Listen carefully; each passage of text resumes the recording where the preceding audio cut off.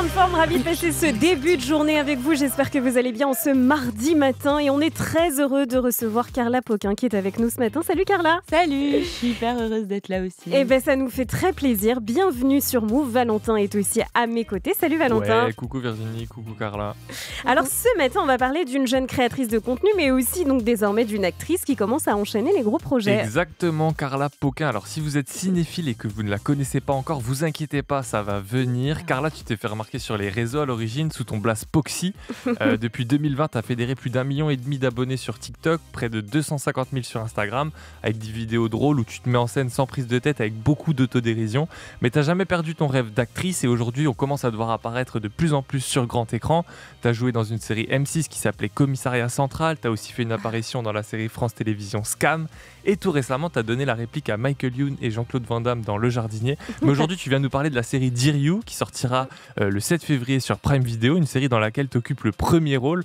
Moi, la première question que j'avais envie de te poser, c'est quand tu as créé tes comptes sur Instagram, TikTok, Poxy, est-ce que tu t'attendais à ce que ça puisse te propulser autant ? Pas du tout. Pas du tout. C'était même pas le but parce que j'avais...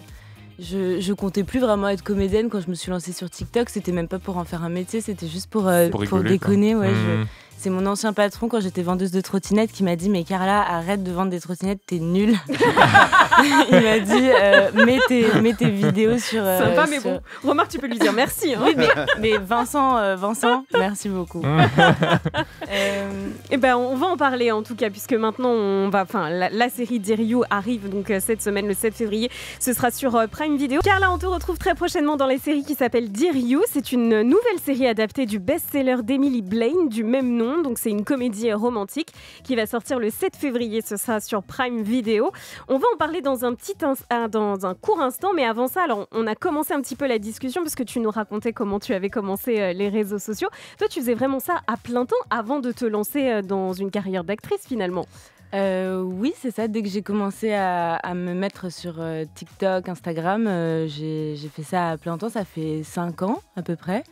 Et pendant cette période-là, il y a à peu près 2 ans, une agent m'a repérée via mes vidéos et m'a proposé de me représenter. Et c'est là que j'ai pu commencer à passer des castings et du coup me lancer aussi dans une formation qui s'appelle l'Actor Factory, qui m'a permis de prendre confiance et d'aller au casting avec plus de... J'ai pas le mot. Plus de confiance en toi. Ouais. Merci. Et parce que du coup, quand tu as commencé les réseaux, c'est parce que tu as eu une carrière de vendeuse de trottinettes avortée apparemment. Ouais, absolument. Mais on t'avait dit que tu étais drôle à ce moment-là, c'est ça ? Il a pas dit que j'étais drôle, il m'a dit que j'étais nulle dans la vente de trottinettes. C'était plus ça que drôle, quoi. Ouais, et comme c'est vrai que quand les clients venaient pour faire réparer leur trottinette, je leur demandais comment ils allaient, puis après je leur disais « Oh, moi, ça va pas du tout !» et je leur racontais ma vie alors qu'ils ne m'avaient rien demandé. Et mon patron était totalement témoin de ça et il me disait « Mais va raconter ça sur les réseaux sociaux. Pas dans mon magasin. » Oui, c'est ça, exactement. Et sur les réseaux sociaux, justement, dans tes premières vidéos, ce que tu racontais, c'était notamment ça, du doublage. Vous avez été nombreux et nombreuses à me demander comment est-ce que je mets des paillettes sur ma cloche. Bien, je vais vous le montrer. Pour commencer, j'enlève cette étiquette qui ne fait que de me rappeler que j'ai payé cette cloche pourrie 8 €. Ensuite, je plante le papier et là, les paillettes tombent instantanément. Le instantanément, il est fou, vraiment. Comment ça se fait que tu t'es été... Parce que tu en as fait plusieurs des vidéos de doublage comme ça, tu t'es rendu compte que tu avais une voix qui pouvait passer pour faire de la VF. Alors, j'avais pas calculé la voix au départ, mais je pense que je me suis inspirée de l'émission Pimp My Ride, Ouais. que j'adorais. C'est sur MTV, je crois. Ouais. Et j'adorais toutes les émissions qui pouvaient passer Avec les sur grosses MTV. voix off, là, ouais. Et inconsciemment, ça a dû sortir comme ça, mais en fait, c'est juste que je voulais raconter tout et n'importe quoi. Oui, parce que pour le coup... mettre des paillettes sur une cloche, vraiment ça n'avait aucun sens et pourtant cette vidéo elle a cartonné de ouf. Oui, c'est vrai que mais c'est étonnant, c'est fou que ça puisse cartonner comme ça. Mais c'est pas le seul truc étonnant je trouve. Je me rappelle il y a une autre vidéo où il y a un mec qui avait commenté qui avait dit non mais de toute façon elle arriverait à faire du buzz avec un verre d'eau. On écoute. Ce matin, j'ai bu un verre d'eau. Et voilà, et là cet extrait là ça a fait plus de 6 millions de vues. Ouais. Comment ouais. t'expliques ça? Je pense que c'est une question peut-être de mimique, de trucs. C'est léger. Les gens, ils ont besoin aussi de contenu plus léger. Alors certains diront que c'est la culture du vide. Moi, je dirais que c'est plus de la détente. Du divertissement, finalement, c'est ça ton contenu. C'est comme ça qu'on peut le catégoriser, parce que tu me disais tout à l'heure que tu fais beaucoup de choses. Et en fait, c'est assez différent. On ne sait pas exactement comment le catégoriser, mais c'est ça. Ouais, comment tu te décrirais, toi, d'ailleurs? C'est hyper instinctif, spontané, c'est pas du tout réfléchi. La plupart de mes vidéos, je les ai pensées 10 secondes avant et puis je les monte dans la minute et je les poste après. C'est très rare qu'il y ait des vidéos qui soient vraiment scénarisées avant. Ouais. Et c'est d'ailleurs pour ça que j'essaye de me focus sur plus du travail d'écriture maintenant, parce que j'adore la spontanéité, c'est génial, mais je ressens le besoin d'écrire un petit peu plus, de faire des projets plus travaillés. Ouais. Parce que là, ça fait vraiment. Moi, quand je regardais tes vidéos, je me dis, en fait, c'est la copine gaulerie du groupe que tu as envie d'avoir, quoi. Tu as un peu cette DA-là, je trouve, tu vois. Ah, merci, c'est bon. On peut être potes si vous voulez. Et dans les commentaires, il y a aussi beaucoup de gens qui font des commentaires élogieux sur ton physique, qui te trouvent jolie. Est-ce que tu penses que ce côté un peu beauty privilège, ça t'a aidé un peu dans ton ascension? Ah, c'est hyper intéressant. C'est vrai que moi, j'y crois pas mal, mais on a pu aussi voir que c'est pas... ça marche pas dans tous les cas non plus. Je pense qu'il faut il faut avoir une valeur ajoutée, quelle qu'elle soit. Je pense que c'est aussi important d'avoir d'autres choses, pas que le beauty privilège. Ouais. Si vous le dites de moi, merci beaucoup. Toi, je pense que c'est un peu le mélange des deux. C'est le côté fille jolie qui fait des trucs un peu absurdes et en fait, on s'attend pas à ce genre de contenu limite. Tu vois ce que je veux dire? Oui, je comprends. Peut-être que c'est pas logique pour certaines personnes. Pour moi, ça l'est. Et on est toujours avec Carla Pauquin ce matin. Carla, tu as le premier rôle de la nouvelle série qui s'appelle Dear You, qui arrive ce vendredi 7 février sur Prime Video. C'est l'adaptation d'un livre, d'un best-seller d'Emily Blaine. On écoute un petit extrait de la bande-annonce et on en parle juste après. Souhaitons la bienvenue à Alma, nouvelle guest relation manager du Folie. Très bel hôtel, hein. Waouh, ça en jette, hein. Aujourd'hui, nous avons l'arrivée d'Alexandre Blake. C'est un de nos plus gros clients. Oh, putain, merde, faites attention. Alma, qu'est-ce que t'as fait? Je lui ai renversé ma bière dessus. Connard. Et je l'ai traité de connard. Meuf, c'est genre, le client a pas loupé, quoi. À part sa thune et son physique, il a rien pour lui. Parle de qui? Blake. Il est tellement beau. Donc c'est la fameuse Alma, elle a une vie professionnelle bien remplie, on l'aura compris, elle est au service des clients fortunés d'un hôtel, mais elle a aussi une vie amoureuse assez compliquée. Et c'est marrant parce que je crois savoir que tu t'es trouvé pas mal de traits communs avec le personnage que tu incarnes, c'est vrai? Où est-ce que j'ai dit ça déjà? Je m'en souviens plus. En quoi il te ressemble? Je suis passée par des relations amoureuses où je me suis posé plein de questions, c'était compliqué et je pense qu'on est tous passés par là dans les doutes, les peurs, les mauvais choix et mauvaises rencontres aussi. Ouais, c'est vrai, les mauvaises rencontres et en ça je pense qu'on s'y retrouve tous beaucoup, donc ça parle de complexité amoureuse et on la suit aussi dans ses relations amicales et on suit aussi les relations de ses amis. Et Dear You, alors qu'on explique quand même, c'est le nom d'une application de rencontre. T'en utilises toi? T'en as utilisé? Alors une fois, j'avoue, j'ai essayé et c'était nul. C'était un date nul. Et du coup, j'ai jamais recommencé. Mais j'avoue que je pense que je préfère comme plein de gens, les rencontres spontanées dans la vraie vie. Mais j'ai quand même rencontré mon copain sur Instagram. D'accord, oui, tu vois. Voilà. Mais d'ailleurs, les relations amoureuses, quand on est créatrice de contenu, quand on est très suivi, est-ce que ça complique un peu la chose? Est-ce qu'il y a des trucs où tu te méfies ou tu vois? J'ai pas eu le temps de me méfier parce que l'amour m'est tombé dessus. J'ai pas eu le temps de vivre la méfiance comme ça. Ouais. Mais j'imagine que oui, forcément, il y a plus de questions qui doivent se poser. Est-ce que les gens sont intéressés ou des choses comme ça, tu vois? Ou est-ce que c'est un peu un côté draguer une meuf connue, tu vois, ce genre de choses-là? On entend beaucoup parler de l'intérêt qu'on peut avoir envers des personnes qui sont un peu suivies. Moi, je l'ai pas ressenti ni vécu. Alors peut-être que c'est parce que je suis complètement naïve, mais j'ai pas le sentiment de l'avoir beaucoup vécu. Et Dear You, c'est du coup ton premier rôle. Tu avais déjà fait des passages dans des productions avant, mais là, c'est vraiment le rôle principal, quoi. Est-ce que ça t'a mis une pression particulière de faire ça? Déjà beaucoup de bonheur parce que c'est le genre de rôle que je pouvais rêver d'incarner quand j'étais petite. Parce que quand j'étais toute petite, je voulais être comédienne, mais j'ai laissé cette idée-là en grandissant parce qu'on m'a dit que c'était très compliqué, inaccessible, que ça pouvait pas se faire. Donc j'ai laissé, mais avant ça, c'était totalement le genre de rôle dont je pouvais rêver, quand je lisais des livres, c'était cette héroïne-là que je pouvais admirer étant petite.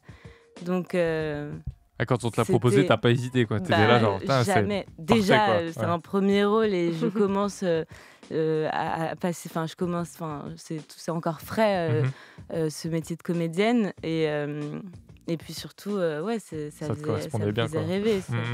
Et pour quelques minutes encore, on est avec Carla Pauquin, star des réseaux sociaux, actrice désormais. Tu es venue nous parler de la nouvelle série de Prime Video qui s'appelle Dear You, dans laquelle tu occupes le premier rôle. Alors on le rappelle, c'est l'histoire d'une jeune femme qui s'appelle Alma, qui a la vie professionnelle bien remplie. Elle travaille dans un hôtel. Elle a une vie amoureuse assez mouvementée aussi. Alors c'est une belle série, ça se regarde très bien. Hein. Il y a donc 15 épisodes d'à peu près 20 minutes. Et donc ça dépeint les relations amoureuses et amicales d'aujourd'hui à travers, c'est vrai, le regard d'une génération qui est très connectée. Et je le disais tout à l'heure, c'est l'adaptation d'un best-seller d'Emily Blaine. Est-ce que toi tu connaissais ce livre ou pas ? Je connaissais pas du tout, mais c'est totalement le genre de livre que je pouvais dévorer plus jeune. Et est-ce que tu l'as lu ou pas ? Comment tu as fait pour te glisser dans la peau de ton personnage ? Alors j'y ai pensé, mais on nous a suggéré de ne pas le faire avant le tournage. Pour pas être influencé ? Pour pas être influencé, parce que comme c'est une adaptation, il y a quand même des différences notables et c'était recommandé de pas regarder avant. Et tu l'as lu depuis ou tu t'es dit... J'ai commencé après, c'est pour voir et comparer, on le fait tous, tu sais. Mais c'est bon, tu préfères l'adaptation ? Je vais pas me prononcer. Okay. Et c'est vrai que t'enchaînes pas mal parce qu'on t'a aussi vu récemment dans un autre projet avec Prime Video, Le Jardinier. Donc un gros film d'action avec un sacré casting aussi. Il y a Ragnar Le Breton, Jean-Claude Van Damme, Caris. Et c'est vrai que le feat Caris-Poxy, c'était vraiment pas dans notre bingo 2025. Est-ce que tu as un souvenir marquant sur le tournage avec lui ou avec avec Caris, c'était trop sympa comme tournage. C'était vraiment trop cool. On avait une scène où il était censé me tirer par le bras. Donc on a refait plein de fois et comme c'était la première fois que je faisais une scène comme ça où je suis censée être... on nous apprend des techniques en fait pour nous kidnapper. Je dois mettre ma main sur mes cheveux, attraper mes cheveux et lui attraper ma main pour qu'en fait ça donne l'impression qu'il me tire comme ça par les cheveux alors qu'en fait pas du tout, c'est moi qui me tiens. Et à force de le répéter, comme j'avais le souci de réalisme, je tirais un peu trop fort sur mon épaule et j'ai fini par me faire un peu mal. Mais ça a duré que 2 semaines. Non, ça va en vrai. Mais j'ai ce petit souvenir de cascade que j'ai mal effectué. Et avec Jean-Claude Van Damme, il était tellement drôle, détente. Déjà, c'est un honneur de pouvoir jouer avec lui. Et il était... c'est un enfant en fait dans le... Et je me souviens d'une scène où il avait mis du chocolat dans ses dents. Et pendant la scène, alors que je devais être méga sérieuse, il m'a souri avec son chocolat et ses dents. Aïe. Et donc, il t'en fallait pas plus. Bah ouais, j'ai craqué. J'ai pas du tout réussi à tenir. J'ai rigolé. Tu ressens une bonne atmosphère dans ces tournages où tu es quand même avec des pointures, des gens qui ont beaucoup d'expérience. Toi, tu débutes un peu dans le ciné. Est-ce que c'est bienveillant ? Est-ce qu'on t'aide ? Est-ce que on t'accompagne ? C'est hyper impressionnant, mais le réalisateur David Charon, il était génial, hyper bienveillant. Pareil, les comédiens, même si c'est des grandes figures, ils ont été hyper chaleureux, ils m'ont mis à l'aise et ils font attention aux plus jeunes. Ça fait plaisir. Et en dehors de tout ça, tu as aussi des projets perso. Je crois que tu as écrit une petite série qui s'appelle Pas mariable.